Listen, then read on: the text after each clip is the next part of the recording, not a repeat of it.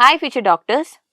അങ്ങനെ നമ്മുടെ ലൈഫിലെ വളരെ ഇമ്പോർട്ടൻ്റ് ആയിട്ടുള്ള ഒരു ദിവസമാണ് കടന്നു പോയത്. വളരെ ഇമ്പോർട്ടൻ്റ് ആയിട്ടുള്ള ഒരു ഇവൻറ്റ് നടന്നു അല്ലേ. നമ്മൾ നീറ്റ് 2024 എക്സാം എഴുതി. അപ്പോൾ എക്സാം എങ്ങനെയായിരിക്കും? ചിലർക്ക് എക്സാം നല്ല എളുപ്പമായിരുന്നിരിക്കാം, നിങ്ങൾ പ്ലാൻ ചെയ്ത പോലെയൊക്കെ ചെയ്യാൻ പറ്റിയിട്ടുണ്ടാകും. ചിലർക്ക് എക്സാം വളരെ ടഫ് ആയിരുന്നിരിക്കാം അല്ലേ. നിങ്ങൾ പ്രിപ്പയർ ചെയ്തത് ഒക്കെ വളരെ നന്നായി നിങ്ങൾ പഠിച്ചു, പക്ഷേ നിങ്ങൾക്ക് പെർഫോം ചെയ്യാൻ പറ്റിയിട്ടുണ്ടാവില്ല. എക്സാമിൽ നിങ്ങളുടെ പെർഫോമൻസ് എന്തുമാവട്ടെ, പക്ഷേ അത് ഓർത്ത് നിങ്ങൾ വിഷമിക്കാനോ ഡിപ്രസ്ഡ് ആവാനോ നിങ്ങളെ തന്നെ കുറ്റപ്പെടുത്താനോ ഉള്ള സമയമല്ല ഇത്. പേരൻസിനോടാണ് എനിക്ക് പ്രത്യേകിച്ച് ഇത് പറയാനുള്ളത്. മക്കളെ ഒരു രീതിയിലും നമ്മൾ വിഷമിപ്പിക്കുന്ന ഒരു സമയമല്ല ഇത്. ഈ സമയത്ത് my children, what you have to do is to be proud of yourself. Because whatever it is, നിങ്ങൾ ഒരുപാട് കഷ്ടപ്പെട്ട് അധ്വാനിച്ച് പഠിച്ച് ഒരുപാട് സാക്രിഫൈസസ് ചെയ്ത് നിങ്ങളുടെ ഹെൽത്തിനെ ഒരുപാട് സാക്രിഫൈസ് ചെയ്തൊക്കെയാണ് നിങ്ങളിവിടെ വരെ എത്തിയത്. സോ നിങ്ങൾ അങ്ങനെ ഫൈനലി നിങ്ങളുടെ ആ ഗോൾ അച്ചീവ് ചെയ്തു. നീറ്റ് 2024 അപ്പിയർ ചെയ്യുക എന്നുള്ളത്. So be proud of yourself, appreciate yourself. ഇന്നൊരു ദിവസം ഇതൊന്നും ആലോചിച്ച് മക്കൾ വിഷമിക്കരുത്. This is the day you should be consoling yourself. എന്താ പറയുക, സ്വയമായിട്ട് എന്നെക്കൊണ്ട് എനിക്ക് ചെയ്യാൻ പറ്റിയല്ലോ എന്ന് ഓർത്ത് സമാധാനിക്കുന്ന സന്തോഷിക്കുന്ന ഒരു ദിവസമായിരിക്കണം ഇന്ന്.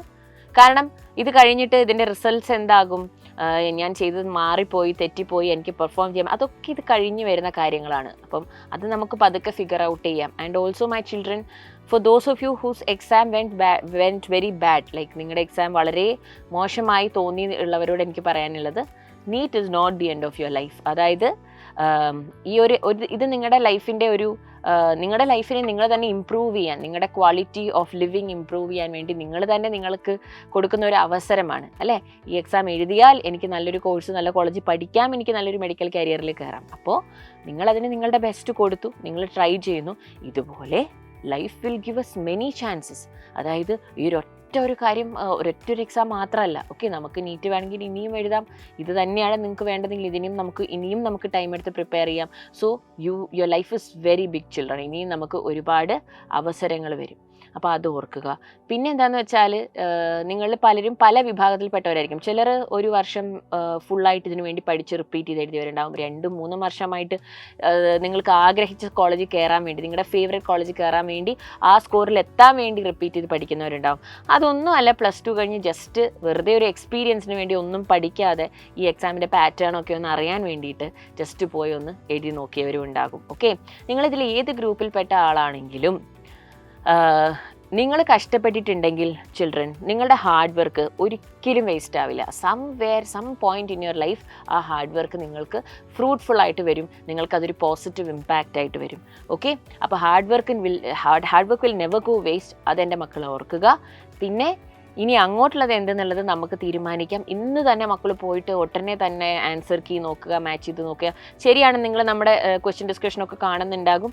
ഓക്കെ, നിങ്ങൾ ക്വസ്റ്റ്യൻസ് ഞാൻ ചെയ്തത് ശരിയാണെന്നൊക്കെ നോക്കുന്നുണ്ടാകും. ഓക്കെ, പക്ഷെ നിങ്ങളെ തന്നെ ജഡ്ജ് ചെയ്യാണ്ടിരിക്കുക. എടാ, ഏതൊരു കാര്യത്തിനും ഒരു ഹീലിംഗ് പീരീഡ് ഉണ്ട്. ഓക്കെ, നമ്മുടെ കയ്യിലൊരു മുറിവ് വന്നാൽ, നമുക്കൊരു എന്തെങ്കിലും ഒരു അസുഖം വന്നാൽ, നമ്മളൊരു മരുന്ന് കഴിക്കുകയാണെങ്കിൽ പോലും നമ്മൾ ഡോക്ടേഴ്സ് പറയും ഈ കോഴ്സ് കംപ്ലീറ്റ് ചെയ്യണം, ഗിവ് യുവർ സെൽഫ് ടൈം, ഒരു 6 ദിവസം മരുന്ന് കഴിക്കുക, എന്നിട്ടും അസുഖം മാറിയില്ലെങ്കിൽ തിരിച്ചു വരിക അല്ലേ. അതുപോലെ തന്നെ നമ്മുടെ കയ്യിലൊരു മുറിവ് വരുമ്പോഴും അല്ലേ, അതിനൊരു ഉണങ്ങാൻ നമ്മളൊരു സമയം കൊടുക്കണ്ടേ. അതുപോലെ തന്നെയാണ് നിങ്ങൾ ഈ എക്സാം ജസ്റ്റ് എഴുതി വന്നതല്ലേ ഉള്ളൂ. So don't suffocate yourself already. Give yourself time. നല്ലതാണ്, ചീത്തയാണ്, വാട്ട് എവർ ഇറ്റ് ഈസ്, അതൊന്ന് പ്രോസസ്സ് ചെയ്യാൻ നിങ്ങളുടെ ബ്രെയിനിന് തന്നെ നിങ്ങൾക്ക് തന്നെ സമയം കൊടുക്കുക. ഓക്കെ, അപ്പം ഈ ഒരു രാത്രി ഒന്നും ആലോചിക്കേണ്ട, റിലാക്സ് ചെയ്യുക.